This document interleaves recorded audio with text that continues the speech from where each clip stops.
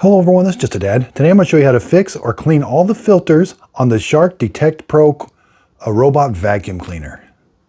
So once a month you should go through and blow out or clean out all the filters on the robot itself and on the base unit. First thing you're going to do is we want to turn the robot off. There's a power button here. You're going to undock it, press this button until it turns off. It takes about 4 or 5 seconds. Okay, when you hear that sound, it's going to turn off. Around back, this is the dust bin. We're going to take this out. There's a filter. This gets pretty dirty, and they actually give you a little brush here. I'm not going to be using that little brush, but there is a little brush there. Take this out.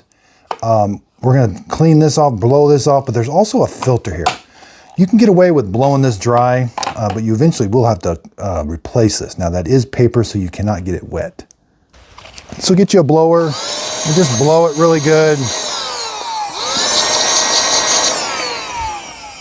Now this filter here, you're going to want to clean it really good.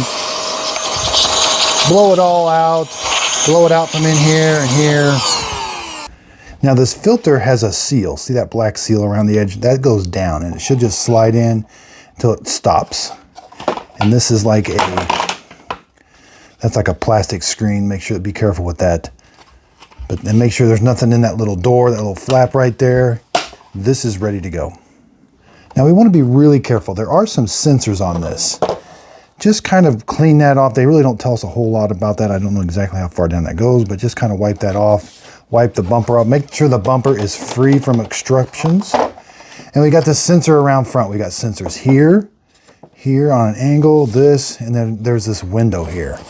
Get you like a dust-free cloth. Wipe that little window sensor off there. Get this all nice and clean. Underneath here, the LiDAR does turn. So make sure there's nothing like tangled up in there. Flip it on its top, put a towel down so you don't damage that LiDAR. Sometimes you'd have to clean this out. You'll see I got some kind of debris in here and stuff. So this little area right here needs cleaned. But we're gonna take the brush out, pinch these 2 tabs, this rotates out, lift up, and there's the brush. You will get some kind of stuff stuck on there. You gotta pinch those off once in a while. And there may be hair you gotta cut that gets tangled up on there. We can take this off. This is the bearing. We want to get this all nice and clean. I wouldn't get that wet though. Put that back on. Now you may need a brush. I have seen sometimes I get some pretty good gunk on those little things right there. And you can take this again outside, blow this all out right in here. It does have this brush here. These just snap on. So once in a while you are going to have to change out these brushes. Make sure the wheels are free from obstructions.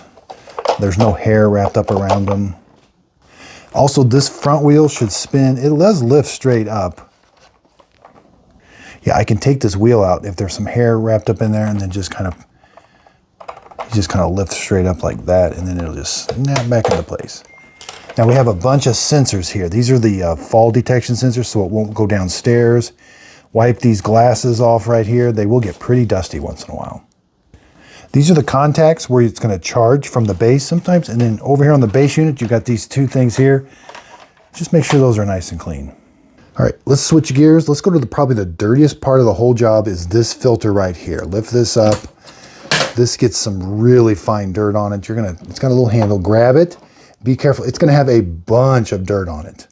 Now I can take this outside, blow it off, but it's also designed to be rinsed off, but you have to let it dry. There's instructions right here. And there's also another little tiny filter. Take that out and that can be blown off, but don't get any water down in there. So see, this has got that really fine dirt. It does slide off of here. We can get this all nice and clean. Now we do have this odor neutralizing. Once in a while you do have to change this. I mean, it's not going to get used a bunch because it only comes on when the vacuum cleaner is being sucked clean. Rotate this till the arrows line up. Pull it out. You can get a new, these like gel packs here. Rotate this to the unlock, and that's what you're going to change.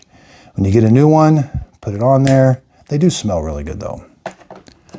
Line up the arrows, and then turn it. Then we're going to untake this out, press the button up here. Once in a while, you do have to kind of clean this out. You can see hair does kind of stick to those screens and different things. So take it outside, give it a good blowing out. You can rinse this out, but just be careful with the odor neutralizing technology part. But I mainly just blow these out really good. Also have a HEPA filter right here. push down. This is the HEPA filter. These don't need change quite as often, but here's what the HEPA filter looks like. If you use this vacuum cleaner a lot, I would definitely do this once a month. And it may help if it's not picking up as much as it used to, or if it's sounding funny. Sometimes the roller starts sounding funny, but these will definitely help fix it and help your vacuum cleaner run a long time. I hope this video helps. Thanks everybody for watching.